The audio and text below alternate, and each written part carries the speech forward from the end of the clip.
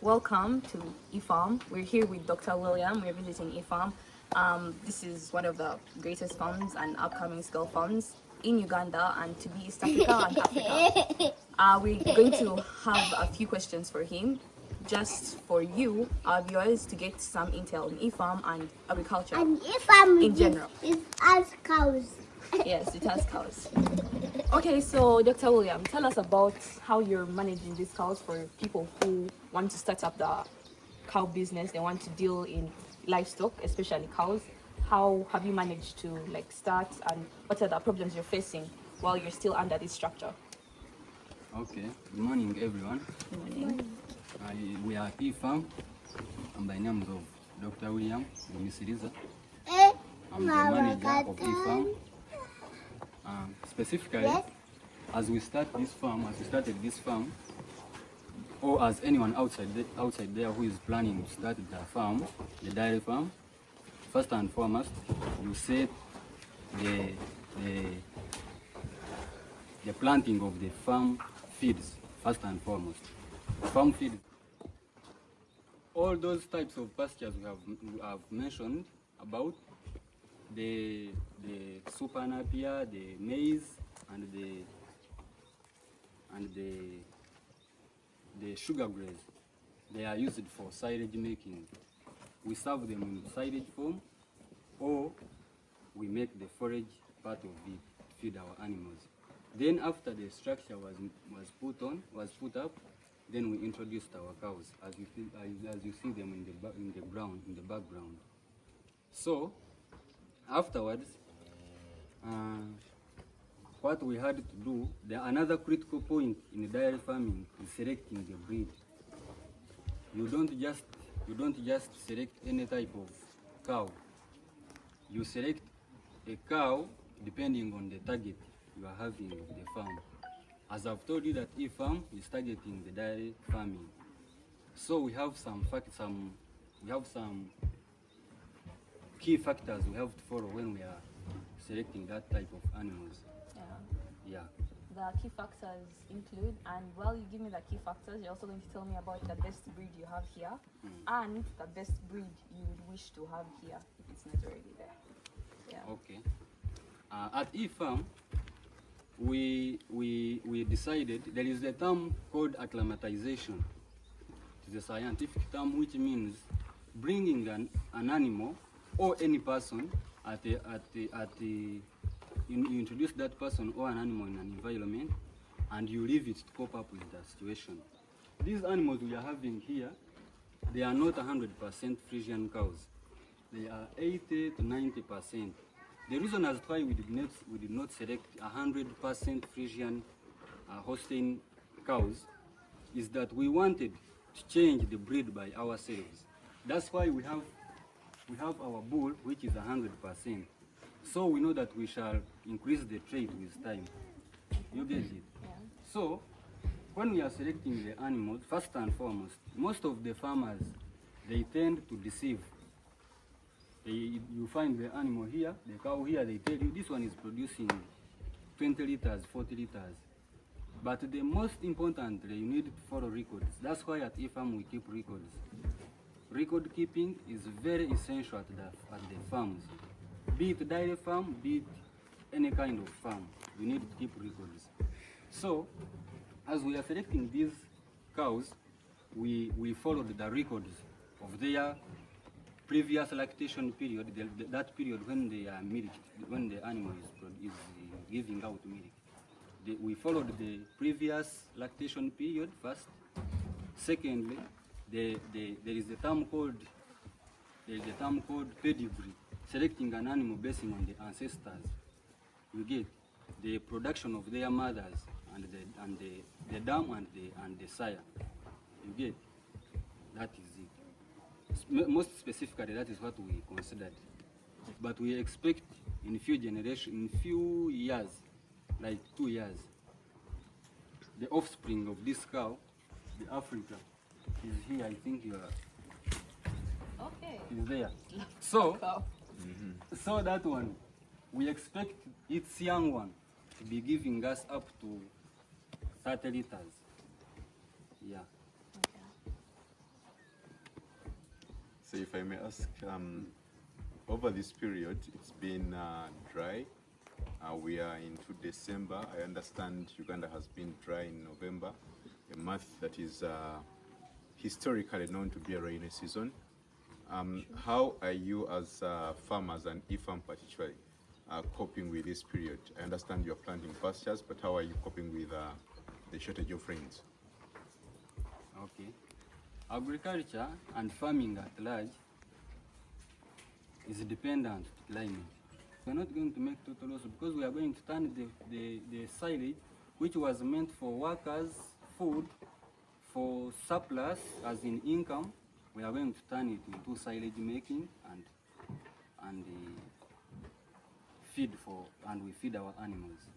Talking about silage, last time we visited Efarm, you were having sugar grass, sugar napier.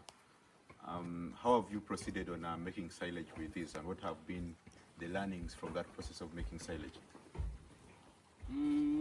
Of course, last time we are having our sugar grass, but 1 week back we have decided to cut it and we make our silage, our conserved food, if I would say.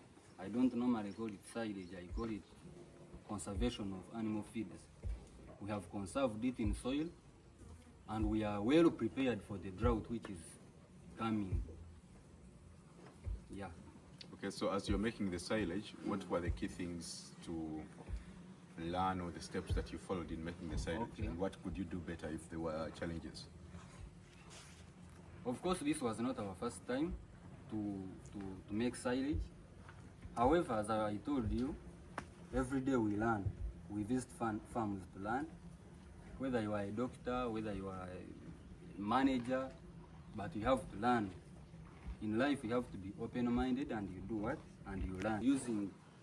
We have always been using molasses when we are making that silage, to make the feed stuff sweet, to make it flavored and whatever.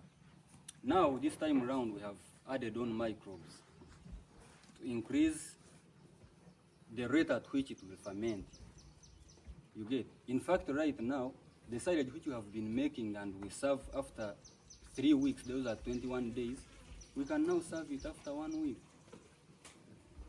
So, in medical terms, you as Dr. William, help me and the lady understand what is the use of microbes? What do they do? What's the science behind them? Okay. I've told you that microbes, actually, let me enlarge this for everyone. Even these animals you are seeing, in their rumen, they have microbes. Those are the small bacteria which are helping the ferment. What? To break down the food into smaller particles and they are released. Don't think that the fermentation of the feeds which are eaten here are only chewed and they ferment, no? They are microbes, the biological microbes. So when we bring it in that context, those microbes, those sold microbes in a liquid form, they help to break down the classes of food which are in that feed stuff. They break down it on a terrible speed, if I would say, such that it can ferment as fast as possible. So if someone is out there making silage or the preservation of the feed, and they don't have microbes, what could be the implications? First and foremost, the biggest implication on that, the delay of serving your conserved food, which would not be good. For instance, as you asked me about the drought which we are in, the drought spell of this time, it would not be good to make your silage and you wait for 3 weeks when you have that alternative. But I assume you have time. You are not in a hurry to have the food ready. You are stocking food that you might need to have ready in 3 months, use in 3 months. Is there any added value then on microbes? only nutrients, it still adds on some nutrients.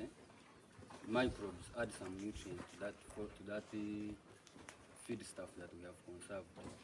So it would be better if you also add it in any, whether you have time or you don't have time, you can still use it when you. So you would recommend. But when I would recommend use it in whether you have time or you don't have it. It would not be a question of time. Okay, so it adds other value beyond beyond increasing the speed of fermentation. Yeah. It helps get more nutrients out of that food. Okay, thank you. What could be the expectation if we visit again Efarm in a month's time? What are the key things you will be looking out for? We are into December. If we visit Efarm in Jan, what should we expect? Of course, there are some areas we have not filled with the pasture, which we are planning to do what? Only the drought spell is the only stumbling block that is. So we should pray for rain, sir? We should only pray for rain. Okay. Then we feel the God of rain.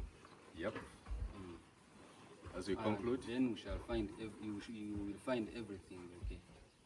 Okay, as we conclude, you told us about the microbes and their importance. You took us through how you scheduled and done the farm for a farmer who wants to begin.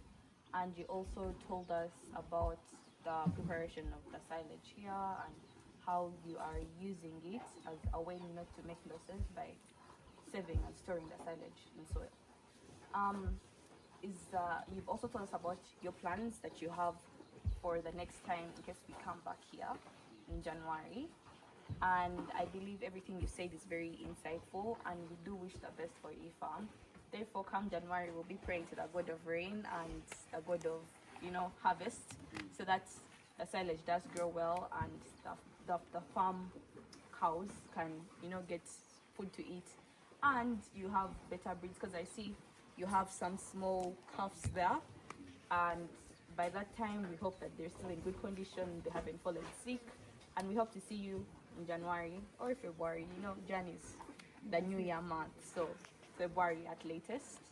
Thank you so much for watching this Efarm little vlog that we have had today, and we hope to see you the next time we're back here. Bye. Thank you.